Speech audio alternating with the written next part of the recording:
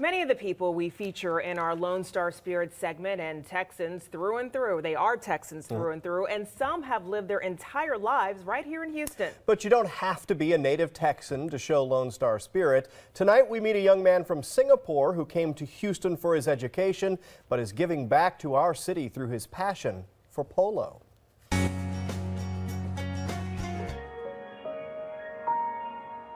When Ameer Jumabhoy was deciding where in the U.S. to go to college 4 years ago, he had plenty of choices, including prestigious universities in the Northeast.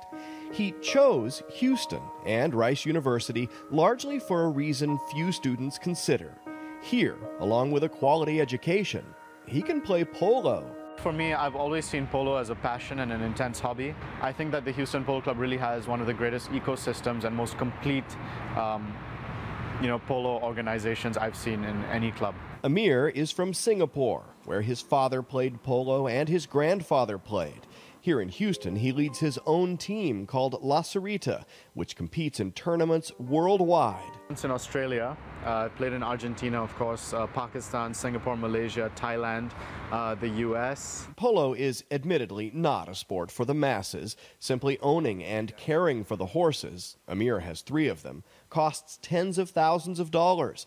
It's also dangerous. Yeah, I've broken the toes in my right foot and I've broken my left wrist twice. I've been knocked out countless times. But Ameer wants to change the sport's image. Through charity tournaments and even modeling, he hopes to broaden the appeal of polo, much in the way Formula One racing, another sport for the rich, has become a worldwide phenomenon. My real mission with polo is to more people, which is why location is so important, as well as raise as much social awareness as possible. More than anything, Ameer Jumabhoy sees polo as a way to do good. He has raised more than $200,000 to treat sick children in Houston and envisions a world where charity polo tournaments, much like golf or tennis, raise millions for sick kids and cancer research every year. When my dad got cancer and then 6 weeks after him, his sister got diagnosed with breast cancer, that was kind of my awakening. Ameer graduated from Rice University on Saturday with honors, but says he's staying in Houston